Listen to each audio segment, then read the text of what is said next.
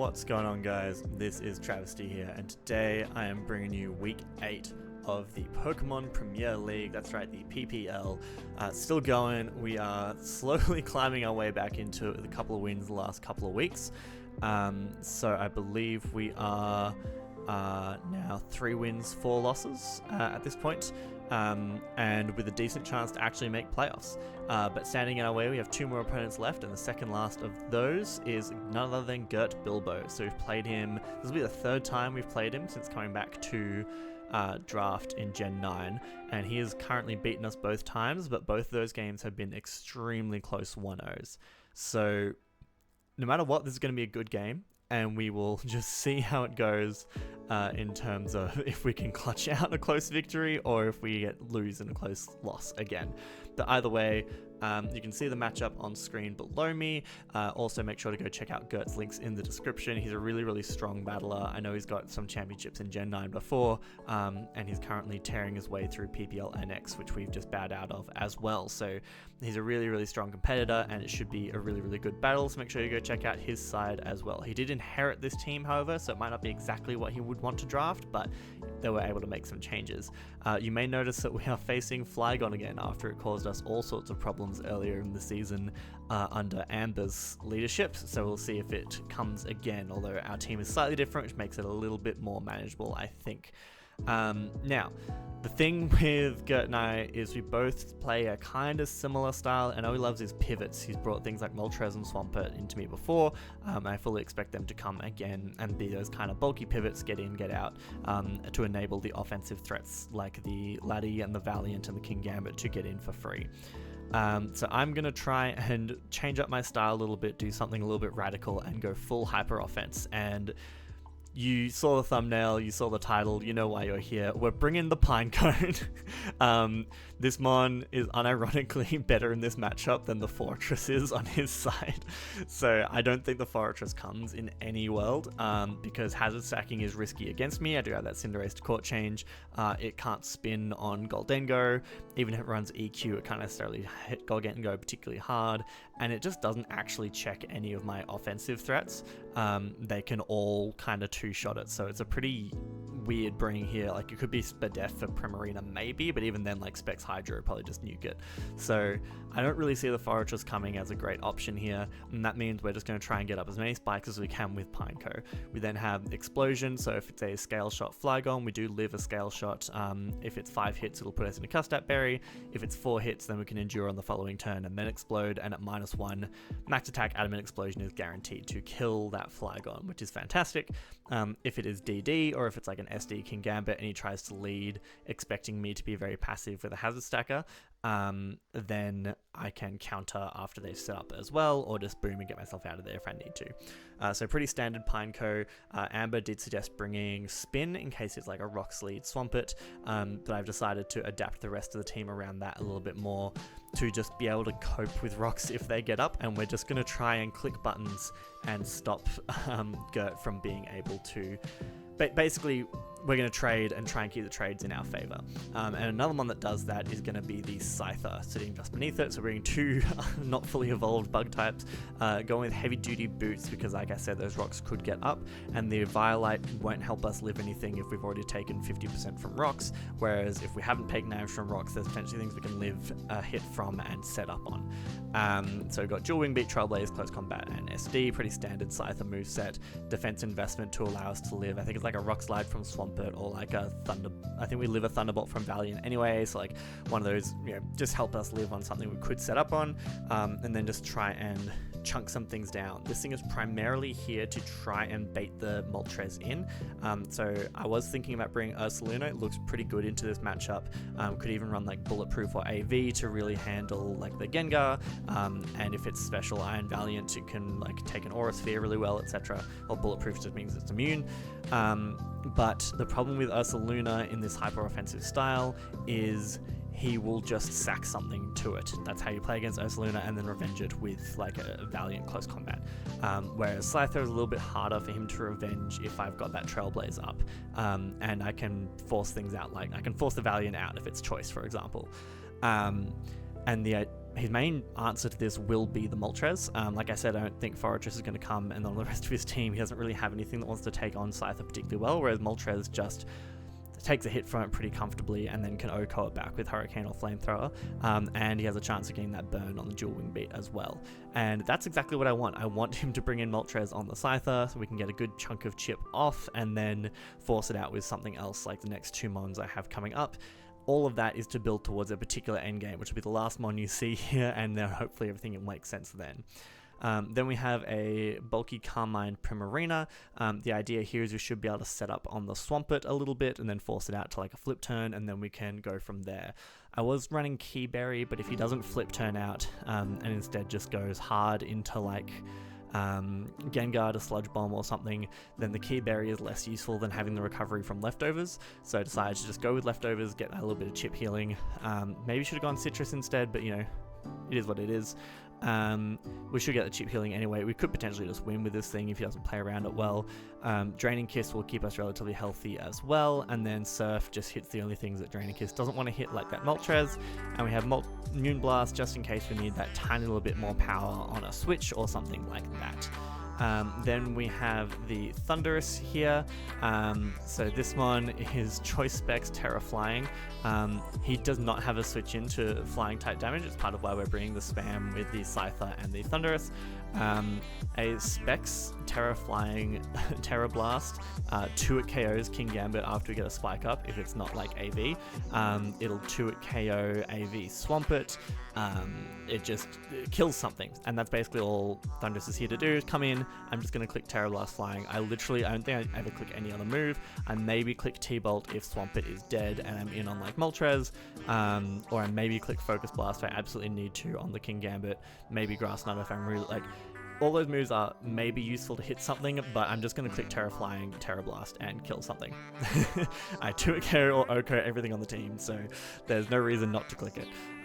Then we have an SD Silk Scarf Cinderace. The idea is Sword Stance turns us into a normal type. We then get Stab, Double Edge, and Quick Attack at +2. Silk Scarf boosted as well. This is another thing that should be able to get a big chunk off on Moltres and or Swampert. So with Double Edge, I think it's like a roll to kill Moltres from full, and similarly with Swampert, I don't think it quite kills, but like after a spike it's a roll to kill. And then we just have Pyro-Ball to hit the only normal resists being Gengar, Fortress, and King Gambit all just die to Pyro-Ball. So don't really need any other moves there, just normal spam into Pyro-Ball. And then all of this is to try and set up for Roaring Moon to endgame. So we're running pretty standard Roaring Moon here, booster speed, almost max, to just try and maximize. I think we needed the attack investment for something, and so you have to go the speed above the attack. So we're not really exactly creeping anything, it's just like as much attack as much speed as much attack as we can get, or as much bulk as we can get with the speed we need. Yada yada yada. Explained that really badly, but you know how booster energy works. Knock off, Brick Break, Acrobatics, Iron Head. Literally, Iron Head is only there for if something goes Terra Fairy, like the Terra Fairy Flygon. I want to be able to hit that hard with Iron Head. Other than that, this thing is great for revenging any of his offensive threats and then just cleaning up. Like Brick Break should do like 65-70% to King Gambit. Acrobatics should be KOing everything after like spikes damage, knockoff KOs the Latios, etc. So the Ursaring could take a hit from this, but the thing is I'm hoping to just burn through his resources to the point where Booster Speed Moon just clicks buttons in the end game. And we'll see how we go from there. So it's a bit of a different plan than what I normally would bring into a draft match. This feels kind of very Gen 9 to me. It's like just spam off, get your hazards up, click offensive moves, and then clean up with a booster energy sweeper. Like it's the most Paldean I've ever played. But we'll see how that strategy goes. I think it could catch him a little bit off guard, and even if it doesn't, it's kind of fun to bring a PINECO. So hopefully we pull it off, and you guys will be seeing the battle now. Okay, let's get ready for the battle against none other than Gert Bilbo himself. We've never beaten him. He's actually 2-0 against us. Both of them were really close games though, so hopefully this is also a close game. We are going to lead PINECO and see how we go. He's Terra Fairy, Electrode, and Terra Poison Swampert. Terra Poison Swampert is interesting. I assume he's not really intending to Terra it, because then like Ursaluna just goes hard. That's going to be the Swampert lead. Cool. I imagine we're going to see lead rocks here. I am just going to get up a spike. Yeah. I took rocket spin off this thing. But he also does not have any removal, so...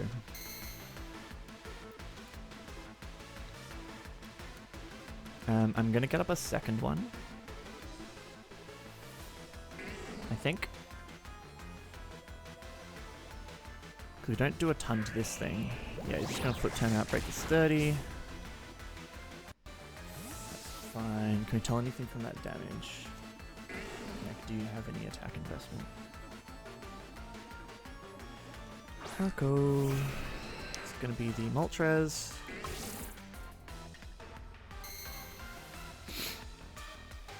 Wish I'd brought something slightly different. Okay, so he did 84 with flip turn. That looks like it could have some investment, actually. Just a touch. Okay. We're gonna endure here.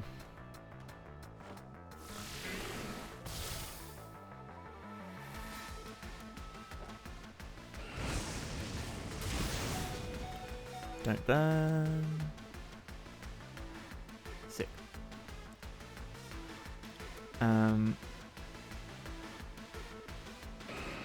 realistically you go into Gengar, right? Because the explosion is super telegraphed.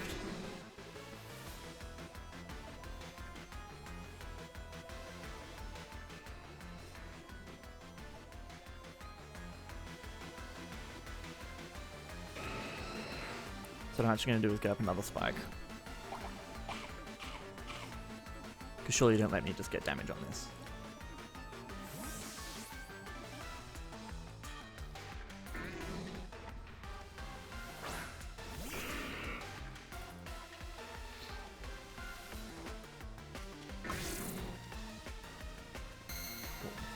So... now we're just going to boom. Sludge wave, that's fine.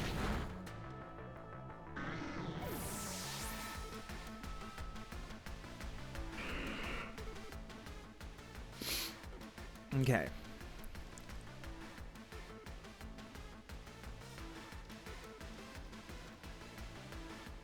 I think my play here is to go Scyther.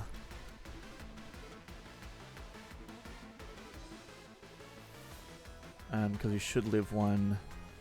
We didn't see Balloon proc, so you could just be Scarf. What if you're like Specs? You didn't see Life Orb proc either. If he's Specs, then Sludge Wave just kills. That's not great. What if we go Cinderace?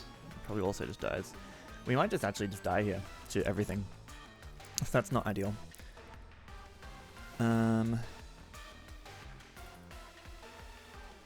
Do we kill with Thundurus is the question. Yeah, we do.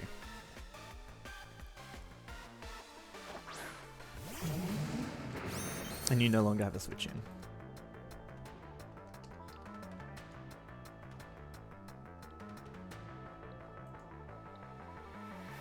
To just a raw Terra Blast.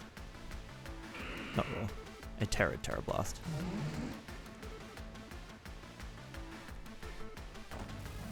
A Scarf. You should live one if you're Scarfed.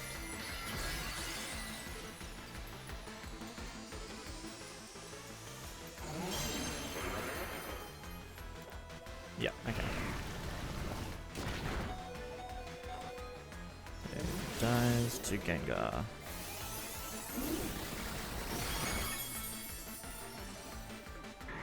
And KO's PINECO. Okay, we're not in the best position in the world. 5-5, but hazards are kind of even, and we've got a very, very weak. Okay, the Spike's chip is good there, though. We don't bother preserving this at this point. What do you lock into?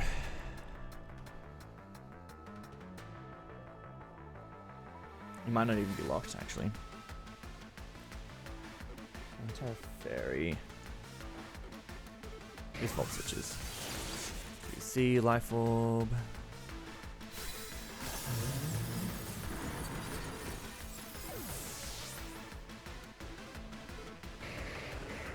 No.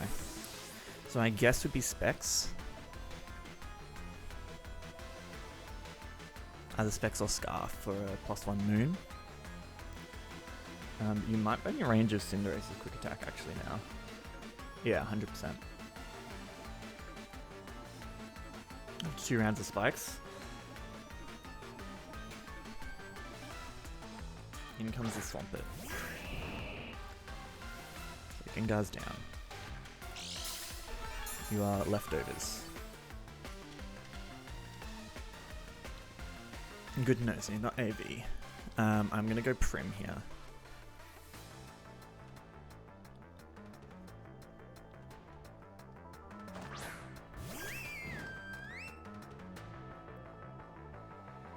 So you can't safely. I think you flip turn. Man, if we were Keyberry. I'm gonna Carmine up. We took the Keyberry off for leftovers.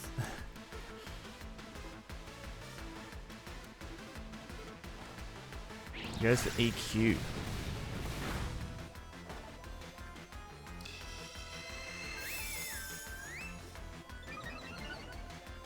Okay.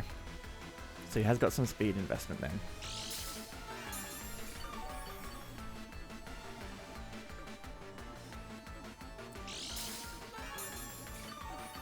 We're not AV and we're now at +1. So I think we just start clicking Draining Kiss. So we're at 204, that did like 100 and something. So yeah, I'm gonna Draining Kiss. Yawn. That's cool. It's cool tech.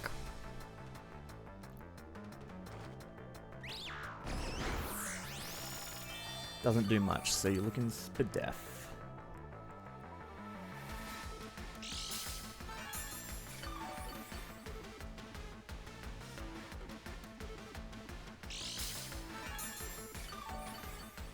So, especially defensive.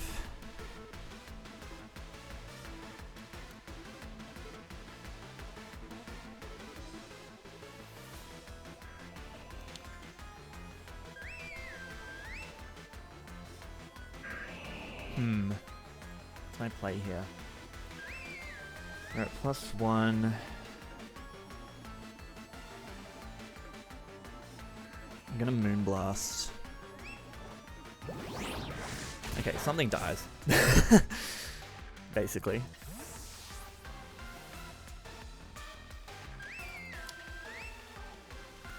Not necessarily, but like something's taking a big chunk here.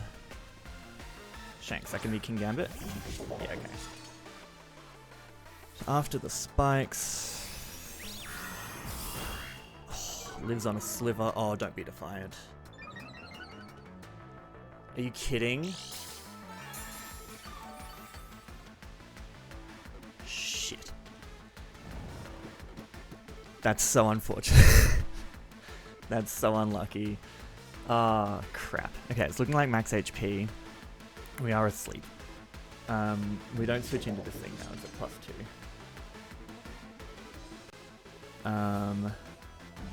Fuck.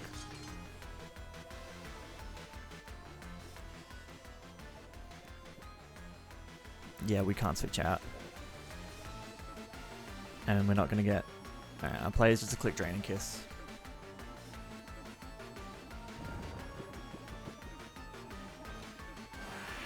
He goes for Katal.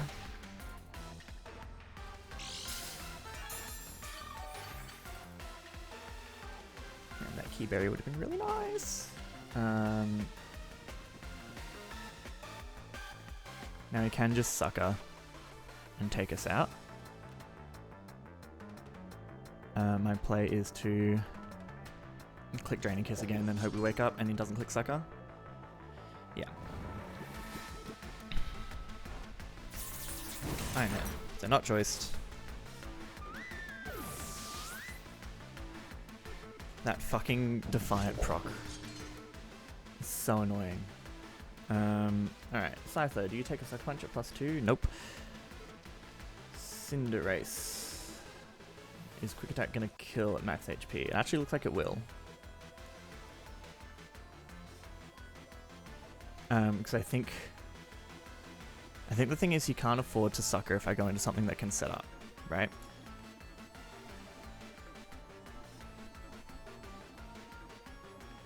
Do I be a bit bold here? Or do I go Moon? Moon just brings in the Moltres, which we now can't break. Shit. That's super unfortunate. I mean, giving this thing +2, not good. Not good time. Yeah, you're in range of a Quick Attack, so I could take the no-risk play and just do that.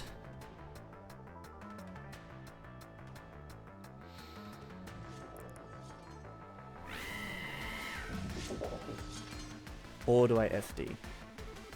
Is the question. I think I have to Quick Attack.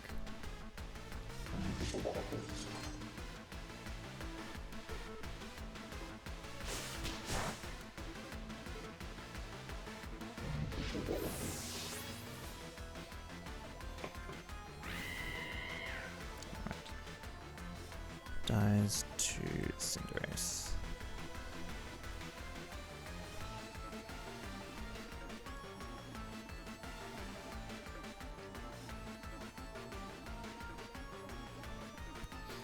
Swampert will be in range of a double edge after another layer of spikes. Marco, that's going to be the Moltres, yeah. Do we take one?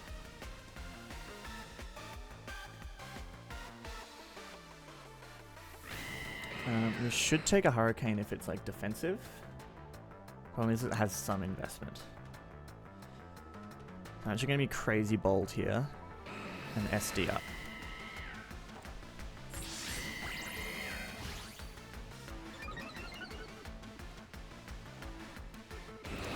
It does have Willow. Okay. Oh, if we had Facade. That's annoying. Okay. Well, now we're in range of a Hurricane. It's gonna double edge and get our damage. Yeah, it's looking fully physically defensive.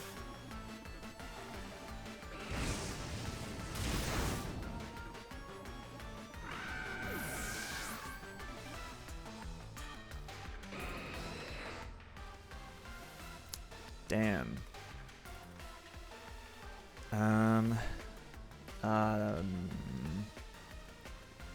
We might not have this. Let's see, what's he got left? Swampert would die. This thing's just gonna Willow whatever I go into is the problem. Or just Roost.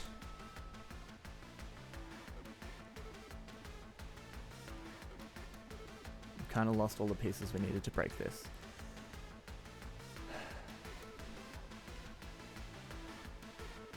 I think I have to go Cypher here.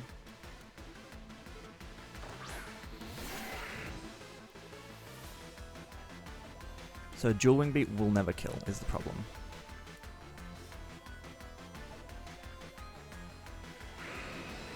And we die to anything it goes for. But I think you Roost, right? So I'm gonna SD.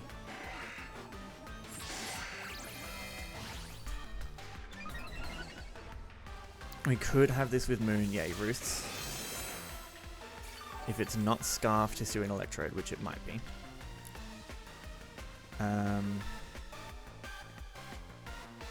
We just go for dual wing beat now. Get as much damage off on this thing as we can. Nice. No burn, he's just going to take that with Flamethrower, that's fine. But now, hopefully, so KO's the Scyther.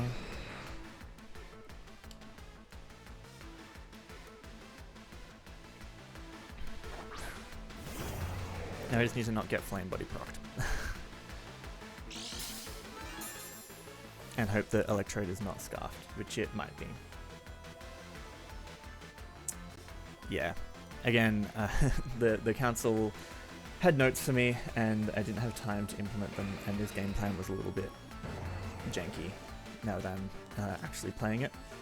So, Moltres, yeah, knock off, anything kills. Unfortunately, we don't have anything that's non-contact, so I'm just going to go for knock. And pray we don't get the flame body. Okay. Okay.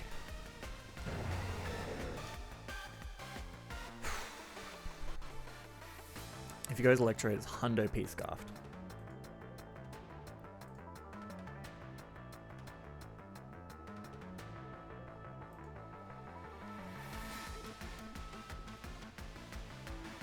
He goes Swampert. What range are you at, my dude? It's still way too healthy. I thought you were lower. But we knock here. That kills. That kills. Okay. So because he was split F, dies to Moon. So we have a chance. He would have gone into this thing if it was scarfed, right?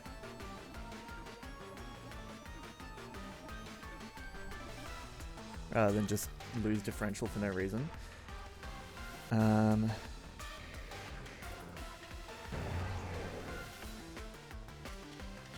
if you're Terra Fairy, I mean, Acro always does over half.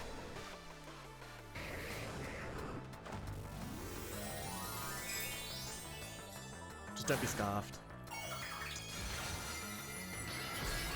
That's all I ask. Please be like Specs.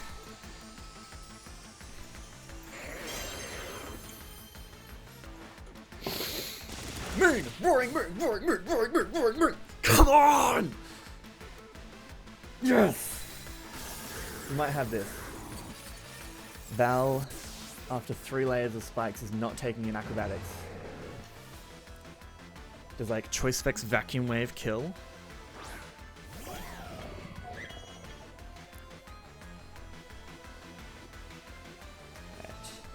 I mean, we just click it and see. Oh, he could have been going for the Aftermath. Please take a Vacuum Wave. We might not. Oh. If it's Specs. Roaring Moon! MVP! MVP! MVP! Fuck! Okay, that was the game plan. That was 100% the game plan. Is hyper offense clean up with Moon, and it fucking worked! Oh, another tense 1-0. Roaring Moon going crazy in the end game there. Holy shit. GG's to Gert. Finally got one.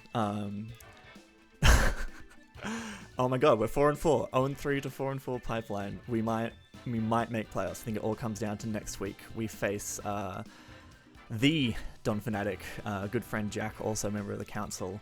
And basically I think communication error, okay, whatever. We are both 4-4 at this point. No, I think we're tied before this week. We're both 3-4. If he wins this week, we're both 4-4. And then there's 3 people tied for that last slot, I think, or something like that. Basically, we're now looking like we might make playoffs, which is insane after the start we had. So GG's to Gert. I'm super happy with that. And yeah, I'll see you guys next week for the week 9 battle against Jack.